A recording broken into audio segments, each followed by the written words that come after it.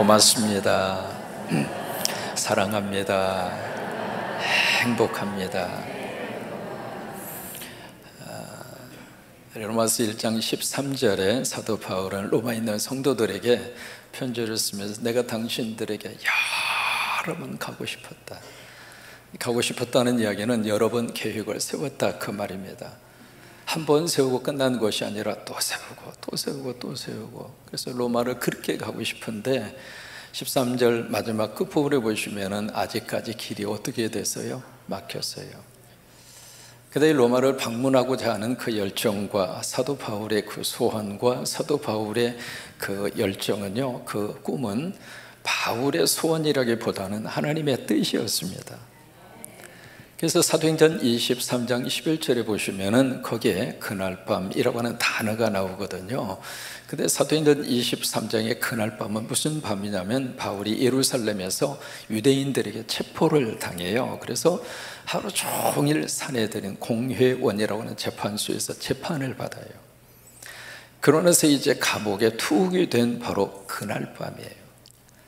그러니까 그날 밤은 사도 바울에게 있어서는 심적으로 완전히 지쳐있는 상태죠. 완전히 럭다운 되어져 있고 번아웃 되어져 있는 이제 그런 상태. 바울에게 있어서는 고독하고 외로운 밤이에요. 아무도 없는 바로 감옥 안에 혼자 차가운 바닥에 그렇게 투옥이 되어져 있는 바로 그날 밤인데, 그날 밤에 무슨 일이 일어났는가? 예수님이 바울의 곁에 와서 딱 서신 거예요. 여러분, 그 예수님이 바울을 떠나지 아니하시고 바울의 곁에, 바로 고독하고 외롭고 힘든 그 밤을 보내는 바울의 곁에 예수 그리스도가 와서 옆에 딱 서 계시는 거예요. 여러분이 힘들고 외로울 때 아무도 없는 그 자리에 주님은 찾아와 주세요. 주님은 우리를 떠나지 않습니다. 주님은 우리를 사랑하십니다. 내 곁에 주님이 서 계시는 거예요. 바울의 곁에 주님이 딱 서 계셔서 바울의 친구가 되어 주신 거죠. 영국의 한 출판사에서 친구라고 하는 이 단어에 대한 정의를 공모하는 공모전을 했습니다.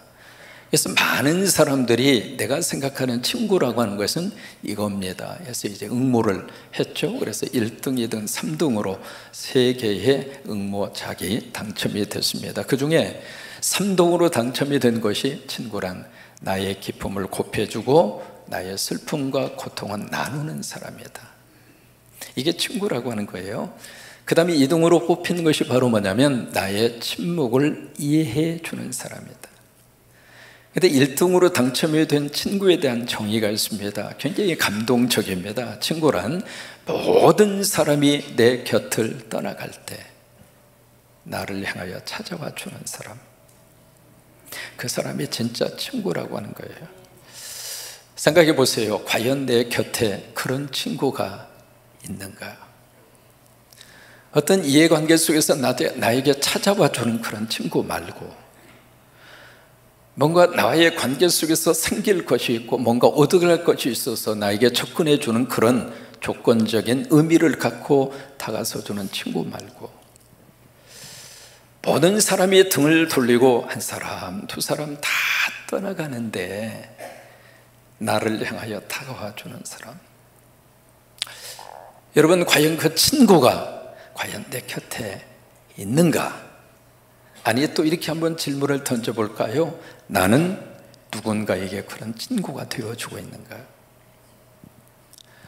요한복음 15장 13절에 14절에 예수님이 우리에게 그렇게 말씀을 하십니다. 사람이 친구를 위하여 자기 목숨을 버리면 이거보다 더 큰 사랑이 없다. 너희는 내가 명하는 대로 행하면 곧 누구의 친구라? 나의 친구라.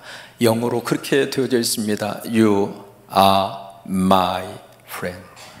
넌 내 친구다.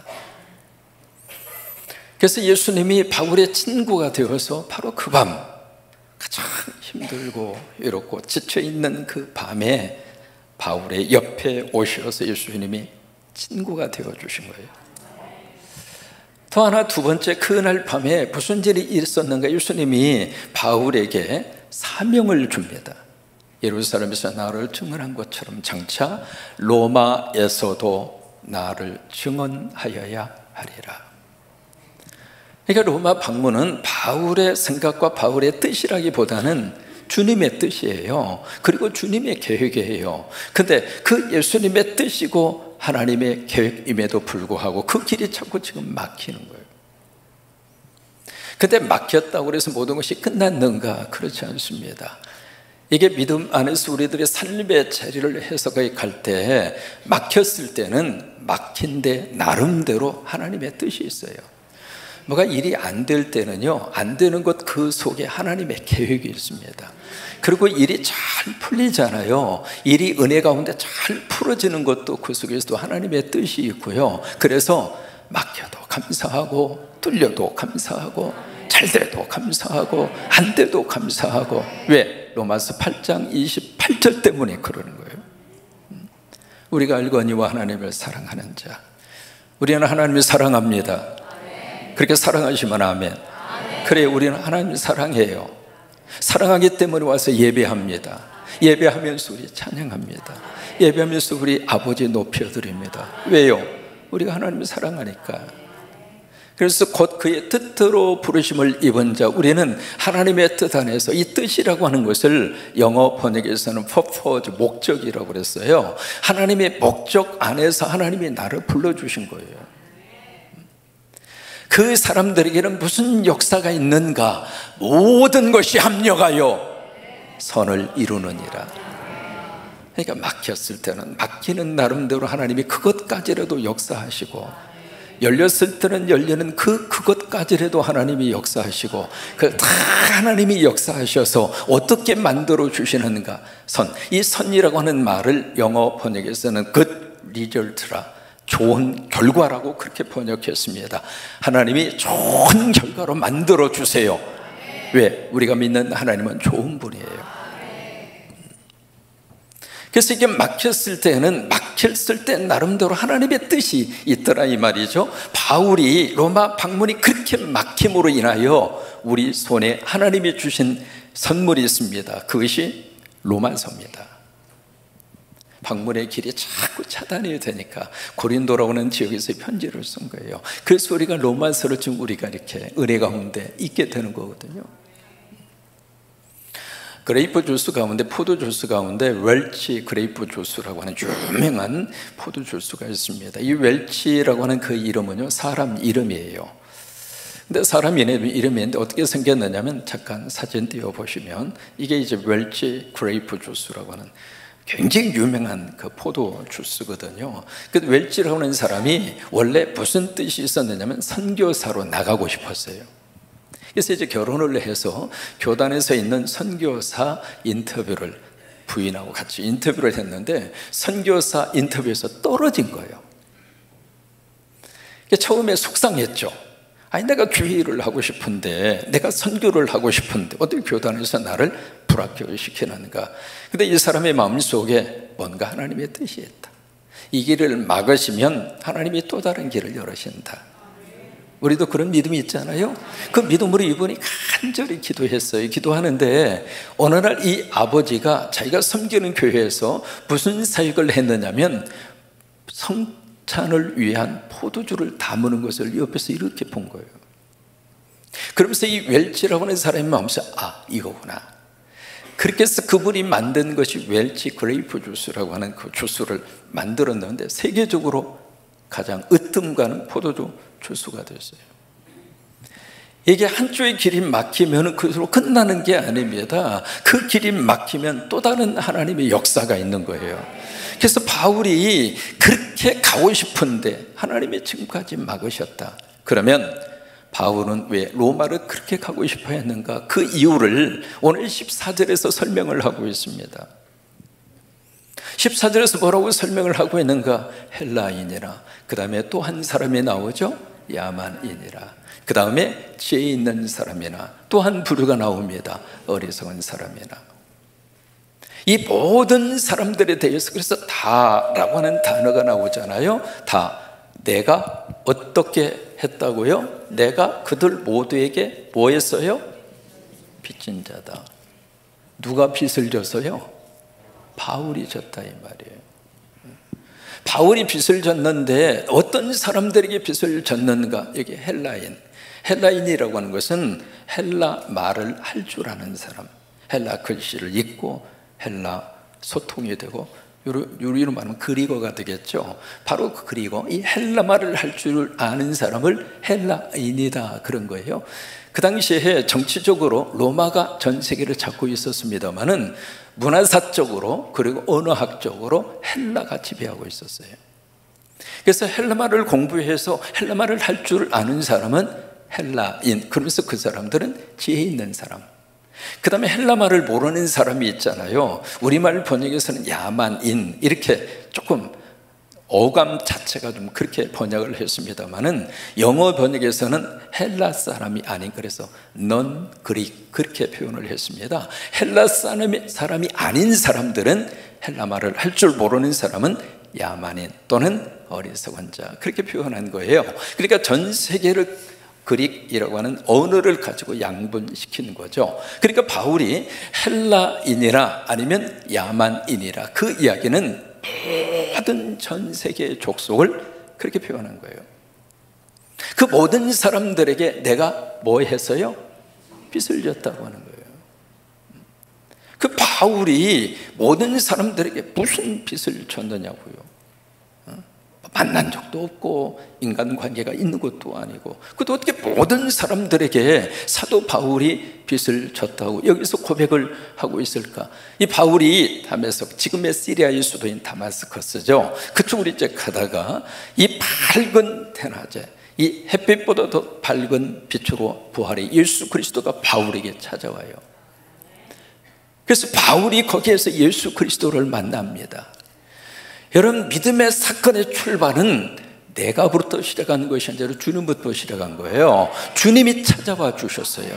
주님이 이 시간 여러분 찾아와 주시기를 바라고, 주님이 내 가정에 찾아오시고, 주님이 우리 자녀들에게 찾아오시고, 주님이 우리 민족에게 찾아와 주시고, 그래서 이 바울에게 주님이 먼저 찾아와 주신 거예요. 그래서 이 길바닥 위에서 바울이 예수 그리스도를 만납니다. 예배는요, 예수와의 만남의 사건이 있는 곳이 예배예요. 오늘 이 시간 여러분 예수님 만나세요. 아니, 이미 만난 줄로 믿어요. 찬양하다 예수님 만나고, 얼떨결에 아멘 하다가 예수님 만나고, 설교 듣다가 예수님 만나고. 그래서 바울이 예수님을 만나고 그 삶 자체가 완전히 달라진 거예요. 사람은 참 변하지 않습니다. 부부장에서 여러분 서로 살면서 참 부부가 잘 변해주죠? 징그럽게 안 변해요. 그런데 사람이 딱 한순간 변하는 순간이 있습니다. 어느 순간? 예수님 만나면. 참 신기한 역사입니다. 여러분, 복음 속에 그런 능력이 있습니다. 복음 속에 하나님의 거룩한 역사의 영으로 사람을 완전히 바꿔지게, 가치관도 달라지게 하고, 인생관도 달라지게 하고, 삶의 목적도 달라지게 하고. 그래서 바울이 예수님 만나고 나서 그의 인생 자체가 완전히 달라진 거예요. 그래서 바울의 마음속에 계속 질문이 제기됩니다. 나 같은 죄인을 왜 예수님 철저하게 반대했고, 교회를 망가뜨리기 위해서 앞장서서 그 일을 했고, 예수 믿는 사람 박해하고 핍박하고 그 일에 앞장섰던 이 자신인데 어떻게 나 같은 죄인을 하나님이 이렇게 용서할 수 있는가? 또 하나, 그 바울을 예수님이 장차 이방인의 그릇으로 내가 너를 쓰리라. 이제 그 생각이 가슴 속에 이렇게 밀려올 때마다 바울의 마음속에 떠오르는 단어 하나가 있었습니다. 무슨 단어냐면 은혜예요. 은혜. 믿음이 없을 때는요, 이 은혜라고 하는 단어가 아무 반응이 없습니다. 그래서 우리가 신앙생활을 하고요, 은혜를 받으면 받을수록, 그리고 영적으로 철이 들어가면 들어갈수록 은혜라고 하는 단어가 더 깊이 와닿아요. 지금까지 먹고 산 것도 은혜였구나. 내가 지금 건강한 것도 은혜였구나. 우리 가정에 가족이 있는 것도 은혜였구나. 내가 성광교회 섬기게 된 것도 은혜였구나. 이게 한순간 모든 것들이 은혜라고 하는 렌즈를 통해서 들여다보도록, 그러니까 바울에게 계속 질문을 던지면서 이건 하나님의 은혜구나. 그래서 마음속에 그 은혜와 더불어서 이 은혜를 주신 하나님 앞에 빚진 자 마음이 생긴 거예요. 나는 예수님에게 큰 빚을 졌구나. 저는 이 십자가가 아무 의미 없이 보였는데 은혜 받고 나니까 십자가가 나를 살리기 위해서, 그래서 나를 용서하고 천국 데려가려고, 영원한 생명의 나라로 나를 데려가려고 하나님이 독생자 예수 그리스도를 보내셔서 나를 위해서 죽게 하셨구나. 그러니까 그 마음이 가슴으로 온 몸으로 이렇게 쓰라미처럼 밀려오니까 바울의 마음속에 나는 주님에게 빚을 졌구나. 그게 바울의 빚진 자 의식이에요. 바울의 채무 의식이에요. 이게 고린도전서 9장에 보시면은 사도 바울이 그 내용을 이렇게 고린도 성도들에게 그렇게 고백을 합니다. 뭐냐면 내가 복음을 전할지라도 나 자랑할 것이 없다. 내가 십자가를 세우고 내가 선교하고 내가 복음을 전하고 내가 주의 일을 열심히 헌신적으로 그 사명 감당한다 할지라도 내가 자랑할 게 없다. 왜? 내가 부득불 할 일이기 때문에. 여러분, 사람이 살면서 부득불해야 할 일들이 참 많습니다. 지난주 말씀드린 것처럼 기도를 호흡이라고 말씀을 드렸잖아요. 숨 쉬는 거 부득불해야 돼요, 안 해야 돼요? 기분 나빠도 숨은 쉬세요. 이런 건 선택이 아닙니다. 그건 필수적인 거예요. 비행기를 이렇게 타고, 만약에 비행기에 타고 어디를 가신다고 가정을 했을 때 비행기 속에 들어가서 옆 사람하고 막 감정적으로 감정이 상했어요. 그리고 미웃기도 하고 꼴도 보기 싫고, 그러면 부득불 비행기 안에 있어야 돼요? 아니면 문 열고 나와야 돼요? 우리가 신앙생활 하면서 부득불 교회 안에 있어야 돼요. 교회 떠나시면 안 됩니다. 그러니까 우리가 살면서 영적으로도 그러고요, 이 땅 위에 살면서도 마찬가지입니다. 또 하나, 우리가 건강을 유지하고 살려면 부득불 운동하셔야 돼요.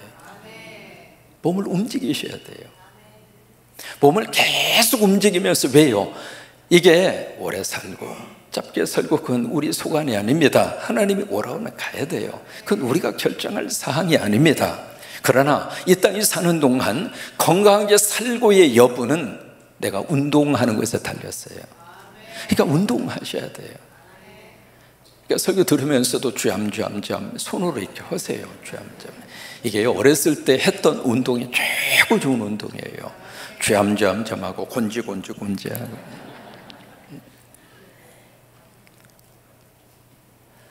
이게 바울에게 있어서 이 복음 전하는 것은 선택이 아니고 부득불. 왜 그럴까? 내가 복음에 빚진 자니까. 그 빚을 갚는 마음으로. 왜 그럴까요? 내가 예수 그리스도를 알고 복음을 딱 알고 나서 이 복음이 너무 축복이야. 복음이 내 인생의 복이 되고, 복음 때문에 내 삶에 엄청난 하나님의 역사가 나타나고, 그러니까 예수와 복음을 딱 믿고 나서부터 바울 속에 이 좋은 걸 내가 왜 가만히 있겠느냐 이 말이에요. 그래서 내가 부득불 이것을 내가 증거한다 이 말이에요. 지금 이제 한국 땅에 맨발 걷기가 열풍이 불었어요. 그죠? 그래서 이 전라북도도 마찬가지고요. 우리 전라북도 우리 김관영 피장님이 센스가 있어가지고 이 각 시도마다 이 맨발 걷기 황토끼를 조성하라고 도에서 예산도 지급을 하고, 드디어 군산도 황토끼를 만든답니다. 그런데 500m 만든대요. 500m.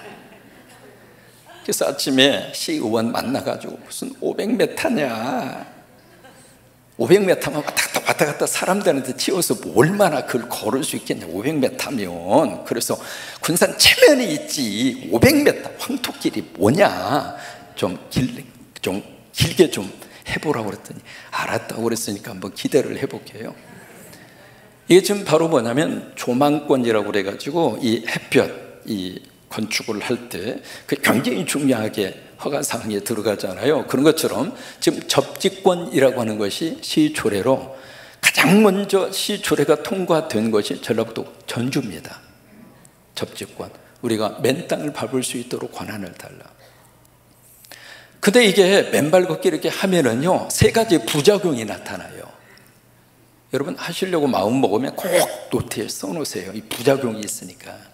잘 들으시고 부작용을 내가 극복할 수 있으면 하고, 그렇지 않으면 조금 생각해 보시고. 첫째로 무슨 부작용이 있느냐면 땅만 보면 맨발로 걷고 싶어. 이게 두 번째 부작용이 시간만 있으면 맨발로 걷고 싶어. 근데 세 번째 부작용이 심각합니다. 신발 신고 있으면 가서 굳이 신발 보고 맨발로 걸으라고. 집사람이 지금 미국에 가서 우리 손주 때문에 지금 가 있잖아요. 집사람이 지금 매일 거기서 맨발로 걷고 있는 거예요. 근데 거기 이제 미국 사람들이 공원에 와서 같이 운동하면 그 미국 사람 붙잡고 신발 벗으라고, 맨발로 걸으라고. 지금 그거 하고 있어요 지금. 아니 무슨 그거 누가 시켰습니까? 그거 안 하면은 당신 미국 입국 못해, 조건을 걸었습니까? 왜 부득불 그 일을 할까? 좋으니까. 내가 좋으니까. 저도 지금 3개월 이상을 맨발 걷기를 해봤거든요. 좋아요. 해보니까 좋다 이 말이에요. 이거 돈도 안 들어가고 조금만 마음 먹으면, 조금만 조심하시면 얼마든지 우리가 맨발로 걸을 수 있는 조건이 참 많은데 해보니까 잠도 잘 오지. 또 하나, 제가 이 손 여기가 굉장히 차가웠어요. 근데 이 손바닥이 지금은 뜨뜻해요. 이따 만져보세요. 이게 여러 가지 효과가 있어요. 내가 해보니까. 그러니까 내가 경험을 하니까 좋으니까 그냥 만나면 맨발 걷기 하라고, 맨발 걷기 하라고.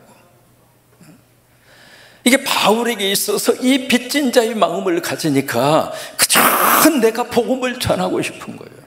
만나는 사람마다 예수 믿으라고, 만나는 사람마다 복음 안으로 들어가자고, 만나는 사람마다 우리 예수 믿고 구원받고 천당 가자고. 그게 누가 시켜서 하는 그 일이 아니라 이게 내가 해야 할 부득불 할 일이다. 내가 이거 안 하면 나 화가 나한테 임할 것이다. 내가 자의로 하든지 타의로 하든지 이거 내 사명이라고. 바울에게 있는 복음의 빚진 자의 그런 마음이에요. 여러분 지금 우리나라 속에 참 감사해야 할 분들이 있는데 그 중에 누가 있느냐면 이 땅에 와서 복음을 전해준 선교사님들이에요. 우리 한국 땅은요, 복음이 들어온 순부터 우리 한국이 일어났어요. 여러분 인정하시죠?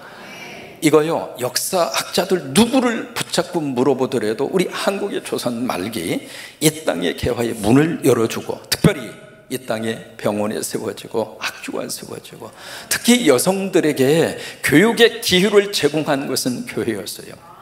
방 안에 있었던 여성들을 집 밖으로 끌어낸 것이 교회였어요. 인정하시죠? 그러니까 이 땅에 복음이 들어오면서부터 우리 나라 속에 큰 하나님의 복이 임하였습니다. 하늘의 복이 임했고요, 땅의 복이 임했고요, 경제적인 복이 임했고요, 그리고 또 하나 지식의 복을 받았어요. 근데 그 일을 위해서 이 땅에 와서 어떤 분들이 수고해 주셨는가? 선교사님들. 그 당시에 선교사님들은 모두가 다 최고의 학벌 출신들입니다. 의사도 많았고 간호사도 많았고 전문 직업도 많았고. 여러분 그 당시에는요, 목회자가 되면 미국이라고 하는 사회에서는 최고의 클래스였어요. 자기 나라에 있었으면 참 모든 면에 있어서 풍족하게 성공적으로, 그리고 인정받으면서 설 수 있는 모든 조건을 다 갖춘 사람들이에요. 여러분 그 중에 한 분이 누구냐면 서서평 선교사입니다. 아마 들어보셨을 거예요. 독일 출신의 미국 선교사입니다. 저분이 이제 간호학을 전공을 하셨어요. 나이 32살. 이 땅에 처녀의 몸으로 와서 이 땅에서 22년 동안 선교 사역을 합니다. 해요. 저 서서평 선교사님이 이 땅에 와서 여러 가지 많은 은혜와 사역을 감당을 하셨는데 그 중에 첫째가 간호 사역입니다. 본인이 간호사여서 여기 와서 광주의 기독병원, 서울의 세브란스 병원, 또 하나 군산 구암에 뭐가 있었느냐면 예수병원이 있었어요. 전주 예수병원의 출발이 군산의 구암이에요. 거기 와서도 간호 일을 하시면서 본인이 환자들 간호만 하고 끝난 것이 아니라 거기에 간호사들을 양성시켜 준 거예요. 한국 간호학의 시초입니다. 두 번째로 저분이 무슨 일을 했는가? 교육 사역을 했습니다. 그래서 지금 상관에 가시면 한일장신대학이라고 하는 대학이 있습니다. 그 대학을 세운 분이 바로 저분입니다. 또 하나, 저분이 전도 사역을 참 열심히 하셨어요. 그 당시에 무슨 차가 있어요? 걸어 다니거나 아니면 조랑말을 타고 다니거나. 근데 이게 깊은 산 속의 고갯길, 그때만 하더라도 벌써 호랑이가 나오던 시절이에요. 그리고 강도가 그렇게 많았고요. 근데 그런 길을 조랑말을 타고 다니면서 전도 사역을 하셨어요. 또 하나, 저분이 구제 사역을 참 많이 하셨습니다. 고아 13명을 자신의 자녀로 입양을 해서 고아들을 양육했고, 과부 38명을 걷어서 먹였고, 특별히 한센스병, 나병 환자들이죠. 나병 환자들을 그렇게 치유해 줬어요. 저번에 1934년 6월 26일 세상을 떠납니다. 그리고 이틀 후에 1934년 6월 28일 동아일보에 서서평 선교사의 부고 기사가 뜨면서 거기에 밑에 서서평 선교사에 대한 사설을 씁니다. 그 글을 보시면 뭐라고 거기에 썼는가? 평소 이분이 살아있을 때 재생한 예수다 라고 하는 칭찬을 듣는 분이었다. 서양인입니다마는 이 한국 땅에 와서 한국 사람보다도 더 한국 사람처럼 이분이 한글을 참 사랑했습니다. 일제시대에요, 한글을 막 탄압할 때 서서평 선교사는 한국의 어른 한글이다, 그래서 열심으로 한글을 깨우쳐주고, 그리고 독립운동에 앞장섰던 분이에요. 이분은 시골에 있는 안항대처럼 똑같이 몸빼 바지 입고, 몸빼 아세요? 몸빼 바지 입고 신발을 신는데, 이게 서양인이라 이 신발이 여자 신발이 맞는 게 없어요. 하도 작아서. 그래서 남자 검정 고무신을 평생 신었습니다. 한국 사람처럼 된장국 먹고요, 한국 사람처럼 보리밥 먹고. 마지막 이분이 1934년 6월 26일 새벽 4시 천국에서 만납시다, 할렐루야, 그리고 세상을 떠났어요. 그 유품을 정리를 하는데 유품 속에서 뭐가 남았느냐면 이불이 하나 나왔습니다. 근데 이 이불이 반절밖에 없어요. 이 반절 어디 갔나 확인해 보니까 다리 밑에 있는 거지한테 반절 잘라서 준 거예요. 이분의 삶의 모토가 있습니다. 성공이 아니라 섬김이다. Not success, but service. 그게 그분의 삶의 모토였습니다. 무엇이? 그로 하여금 조선 땅에 와서 1930년대의 조선 땅, 지긋지긋하게 가난했고 전염병이 전국에 휩쓸고 있었던 그 땅, 무슨 희망이 있으며 이 땅에서 무슨 대접을 받으며 서양 귀신이라고 그래가지고 막 쫓아다니면서요, 기록을 보면은 막대기를 가지고 와서 콧구멍을 막 쑤신 거예요. 이게 인간이냐 그래요. 눈이 파랗다고 그래서 눈을 막 쑤시고, 무엇이 그들로 하여금 이 땅에 와서 그렇게 22년 동안 처녀의 몸으로 그렇게 이 땅을 위해서 그렇게 헌신하고 수고하고 선교할 수 있었는가? 이거예요. 나는 하나님 앞에 빚진 자다. 나는 그 빚을 갚으리라. 내가 예수 믿고 나니까 이 예수가 너무 좋아서 그 예수를 모르는 그 민족에게 나는 내 인생을 바쳐서 나는 이 일을 하리라. 그 마음으로 이 땅에 와서 빚진 자의 마음으로 하나님의 사명을 감당했습니다. 우리 성광교회는 십자가 세우는 사역 앞으로도 계속 할 수 있기를 바랍니다. 왜요? 우리가 진 빚을 예수의 이름으로 갚아 나아가면 예수님이 여러분들로 축복하십니다. 빚진 자의 마음으로 사람이 살면 모든 사람들 앞에 겸손하게 그들을 섬길 수 있습니다.